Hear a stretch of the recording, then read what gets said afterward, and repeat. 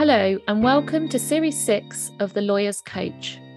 My name is Claire Rayson, and each episode of this podcast will feature myself or Oliver Hansard, both of us coaches and former lawyers, trying to find out what makes lawyers tick. In this series, we will be hearing from guests and experts to help us get under the skin of various cultures across the legal industry. At the end of each episode, we will both be reflecting on what they said. The Lawyer's Coach is brought to you by Client Talk and Hansard Coaching.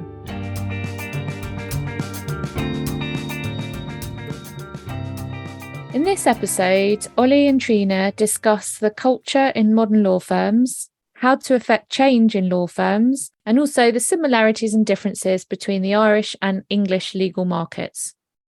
Really fascinated to get both your perspective from Dublin, and also maybe this is a good place to start, your perspective having come through the legal industry. What was your journey to Arthur Cox? Yeah, so my own career journey has been interesting in that I've worked in different sectors. I spent a lot of my career working for US multinationals, mainly in the pharma sector. I spent a time in retail, and then more recently, I was Chief People Officer of one of our pillar banks, AIB, in Ireland. And when I was looking for my next career opportunity, what I'm drawn to is where there's an opportunity that I can bring my career experiences to help an organization on its continued journey of growth. And Arthur Cox came up, and my first initial attraction was the reputation. The firm has a really good reputation in the Irish market. And when I worked for in pharma many years ago, I, as a young HRD facing into my first restructuring, it was an Arthur Cox partner that supported me. So it was brilliant to come back, 20 odd years later and have the opportunity to consider, this move at the firm. So reputation was the first thing. And then I had the opportunity to meet the managing partner, Jeff Moore, and our chair, Orla O'Connor. And I just really enjoyed the engagement with them. They gave me a bit of a window into what they were trying to do with the firm. And so here I am 2 years later. And was it what you expected and what they sold to you? I think you always learn an awful lot when you actually get into a firm or an organization. You get to meet the people, you get the feel of the culture a lot more. So, they were looking for someone who would bring good perspectives from outside the world of law to help enable culture change, continue thinking about how we make sure the firm is sustainable into the future. So absolutely, that has been realized. There's lots of opportunity for us to continue to grow and learn as a firm, and lots of opportunity for me in my role to be part of that. So that opportunity has been there to make a difference. I think the area that was a big learning for me, not having come from the legal sector, is working in a partnership environment. So, if you work in that sort of ownership or leadership model, it does mean a different way to influence and engage key stakeholders when you want to get decisions made. So that is something that I probably didn't know what I didn't know. So I've learned a lot in the last couple of years about how you operate in that environment.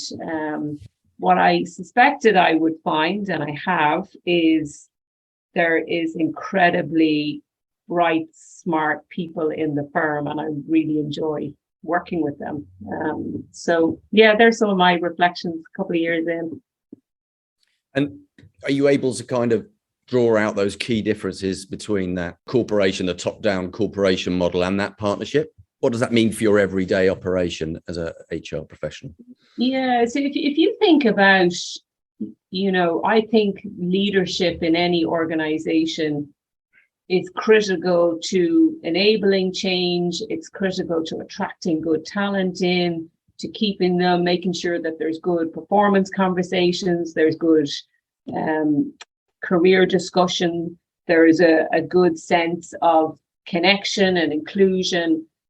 And what I probably would have been used to in a corporate environment a clearer cascade model where, you'd have a leader or an executive an area, and they may have other leaders, and you tap into that when you're, introducing new ways of doing things, or you want to drive key messages. A partnership structure is flatter. So we've 80 partners in the firm, and sometimes it feels like you're dealing with 60 to 80 business owners, because you are, and that requires a lot more work and effort to influence and engage. So that's very different, and it does bring some challenges in change management. And does that speed up that process, or does it mean you need to work harder at engaging those business owners? I think it can. You do need to work harder. A recent example, which was really good for me as an insight into how to influence change in the firm, is when we were debating hybrid working and what would work for us, what would work for our clients, what would work for our people. And what I realized and learned along the way is I had to invest significant time in engaging partners around what's the right thing to do, what's the right mix of presence in the office versus remote working, how do we balance the needs of our people and what they're asking versus making sure we protect our client service. So as opposed to just concentrating on a senior executive discussion or a management committee, I spent significant amount of time meeting with groups of partners right across the firm. And, with the benefit of hindsight, getting that buy-in was really important, and it has served us well since, as we've come back to the office and we've started to operationalize. So it's time well spent, but it did take time. And that time means that the change you might want to bring endures, maybe rather more than otherwise. Yeah, exactly. Because you've got that buy-in, you've had the good debates, the challenging discussions, which are really important. I use this expression sometimes in the corporate world of a spray and pray approach. That doesn't work with change. You can't just say, this is the way it's going to be, get on with it. I think the fact that we had to invest more time in the discussion ultimately helped with the buy-in and the ownership for making it work. It's not perfect, Oliver, like with any change, but I would say our experience of ramping back up to the office this year has been a positive one. Enabling change in a partnership environment takes more time. But you can get there, it sounds like. You can get there, yes. Excellent. You mentioned COVID. How's the business responded to that and come out of that trauma? Yeah, it's been a really interesting period for businesses to, reflect on how you respond. So if I think about Arthur Cox's experience of COVID, how quickly the firm, our partners, all of our people pivoted to remote working and maintained really strong business performance was remarkable. So that was, a really good response, a really good demonstration of agility in the firm that worked really well.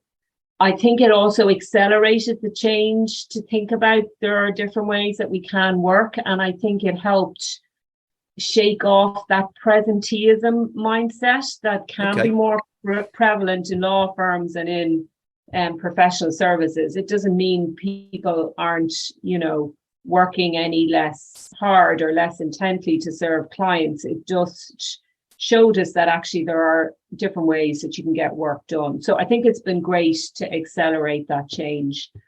I think what's been challenging is continuing to keep people engaged and lead teams in that remote environment. I think it was really tough for, trainees, junior lawyers to continue to learn effectively and have a sense of connection with a team. That's really been tough.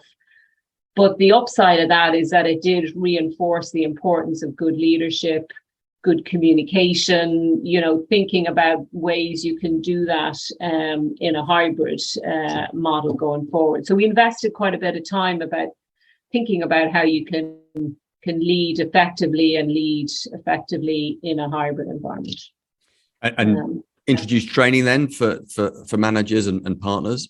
Yeah, we did. We did some, kind of thought leadership sessions for partners, which were really well attended. So, that's a good sign that they wanted to hear what good should look like and pick up some tips.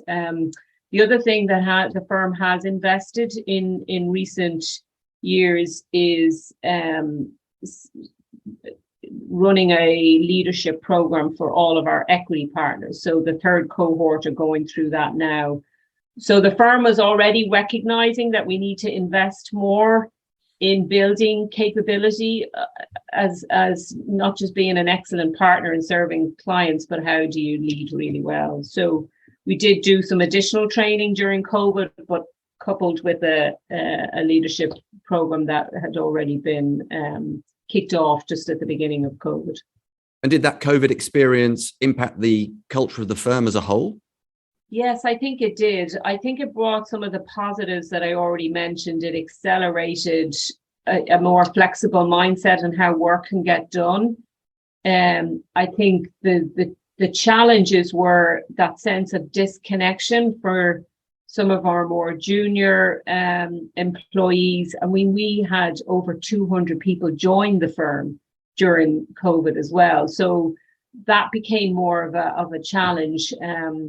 And as we were discussing, what's the right hybrid working model for us going forward, we called out that we wanted to make sure that we protected the client service and we wanted to protect our culture. So there were some upsides for the culture, but there was an opportunity for us to reflect on what's important in our culture and how do we make sure that people feel a good sense of connection to the firm. And I do think that suffered that sense of connection during COVID. So to build on that, Oliver, in terms of, well, what have we been doing about it? At a partnership level, there's been significant focus as we move out of COVID now, how to make sure that we get back out connecting with clients, so back out on the road again and making sure we're focusing on that connectivity with our clients. But the second key area was our culture and how do we make sure that we continue to understand what our culture is and make sure that everybody feels a sense of connection to it and be at their best. So, culture can be quite a nebulous area.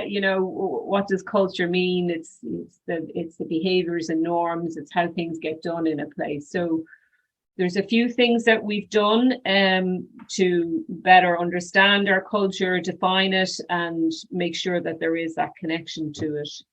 We launched our purpose in the last year. So we've defined our purpose as delivering all-round excellence in the law firm experience for both our clients and our people.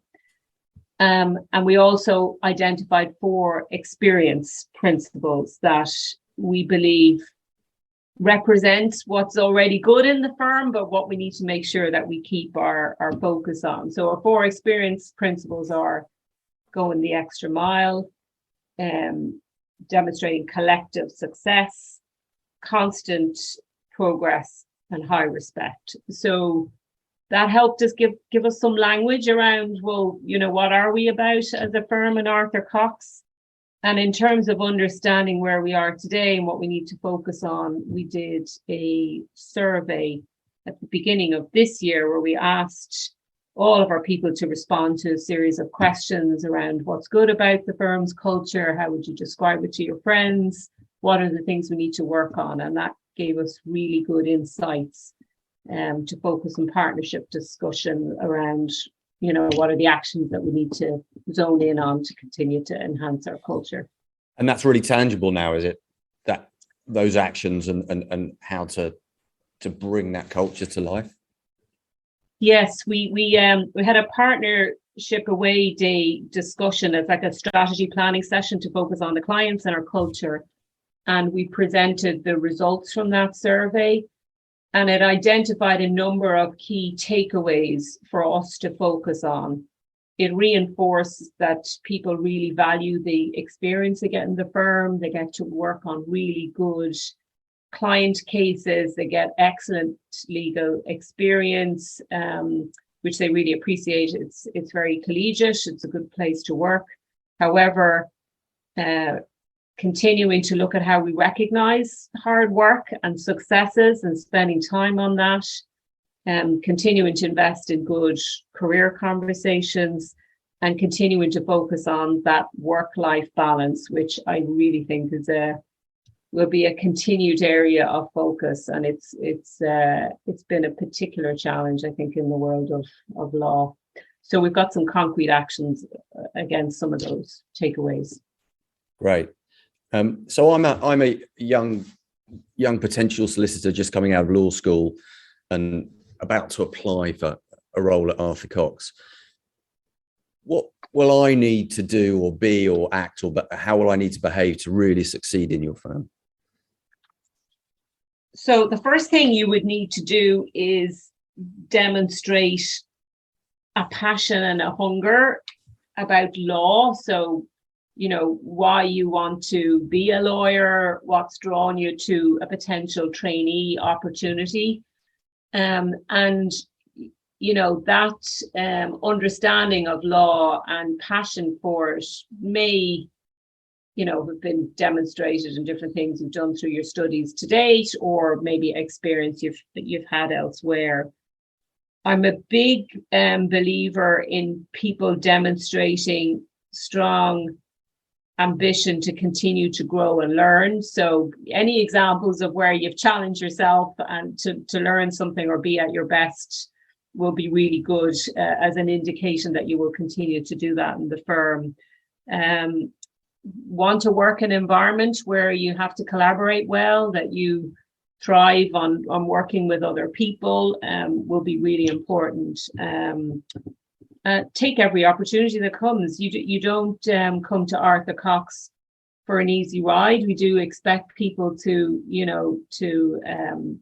look for opportunities to contribute, to grow, to learn. But equally, the firm has a really good reputation for fun as well. So somebody who wants to be part of that and enjoy the environment and the colleagues around them. Triona, what kind of support do you give your lawyers as they roll through the business? Do you have a structured L&D approach at Arthur Cox? What I think has been an interesting reflection for me about the legal sector, and I see it in Arthur Cox as well, is that there's been a growing realization, and I dare say maybe somewhat behind, other parts of the corporate world, about the strategic contribution that business support areas like HR, like finance, like learning and development, like IT can bring. So as I think about how my role and my team can continue to support Arthur Cox, it comes at a number of levels. Our contribution at the strategic level, we've talked a lot about culture, we've talked a lot about the war for talent. So my contribution to shaping the right priorities for the firm around those is really important. The other areas that we can bring good value is just how our processes are run. How can we make the life of a partner, a lawyer, simpler and more effective? Because there's a lot of change happening in the world. So, providing good, efficient processes, whether it's how we're onboarding a new employee or how you want to manage your performance review conversations on an annual basis. So that, process efficiency, good data is really important. And the last piece I'll call out, and I feel really strongly about this, and I encourage that mindset in my own team, is just to bring good business partnering mindset. Understand the day-to-day world that the teams you're supporting and the busy partners you're supporting are working in, and bring that business-oriented mindset so you can advise them on how to, address a particular people or team issue within that context. So strategic direction, efficient processes, good data, and a business partnering advisory mindset. You mentioned at the top of our conversation how respected Arthur Cox is in the Irish market, and likewise very respected in the English and particularly London market. What's that relationship, do you think, that the Irish legal market and the UK legal market, is there a close interrelationship between the two? Are you heavily influenced by what's going on over the Irish Sea, or do you carry on in your own direction there in Dublin? I think there's a very strong connection relationship, and it comes in a number of ways as it relates to our business and generating work. Our relationship with international firms, UK law firms, and Magic Circle firms is critical for, referral of work or working together on big, client transactions. So the relationship with the UK is really critical to us as a firm. I think another area that there's a very interesting relationship is around the war for talent. So there's an opportunity for Irish lawyers, UK lawyers to work in each other's jurisdictions. So we do look to the UK market potentially for talent. Our challenge is the draw of the UK market for Irish talent going abroad, because the UK is a different market. There's very high salaries that we can't compete with, but we need to recognize that good future talent for Arthur Cox may go in to work in the UK for a few years and come back and bring really good capabilities. So I think there's that relationship on the talent side as well. And then, in terms of continuing to grow and learn as a firm, there's very good relationships that our partners would have with peers in other, mid-sized UK law firms, where we're not competing necessarily against each other, but we can learn from good experiences. So I've interacted with the HR leaders from some of the UK law firms, and I found that extremely valuable in, having good conversations about how we're dealing with, lawyer growth and development and alternative career paths, what we're doing around hybrid, how we're dealing with, growing attrition and so on. So I think there's a very strong relationship on a number of levels, Oliver. The Arthur Cox role was your first role in the legal industry, and you've had the good fortune to work in different industries. Have you had time to think about actually in your career what success might look like for you? I've the benefit of a few decades experience under my belt now, and I think as your career journey progresses, you reflect more on what's important to you. And I've had a really good opportunity to reflect in the last few years about what's important for me as a person and as a HR leader. And a lot of it is around unleashing potential. So if I think about what's important to me on a personal level, I want to be the best that I can be and unleash my potential. I want my kids to unleash their potential and be the best that they can in whatever path they will take. And as it relates to organizations and teams I work in and with, I want my own team to be at their best. And I really want Arthur Cox as a firm and the lawyers and every other employee who works with us to, maximize their own potential and be at their best. So if I can continue to do that, Oliver, that's very rewarding for me, and that will serve my continued career journey, I hope. Do you think you'll know when you've achieved that to your satisfaction? I think we are always a work in progress. That's my view. I think we're always growing and learning, and life is not a linear path, and you'd like to think that all the learnings along the way are good for you. But I really think it's important to have that growth mindset, and we're never the finished article, would be my view. Triona, you've been an absolutely fantastic guest. Thank you very much for giving up your time to come onto the podcast. Thank you very much for having me. I really enjoyed it. So that was Ollie talking to Triona Ferriter. Ollie, lots of things there that have got my mind racing. One of the things that you speak a lot about is this idea of change and the differences between what Triona called, I think, the clearer cascade model that exists in businesses versus partnerships, which involve a lot more owners and have a flatter structure. What are your thoughts?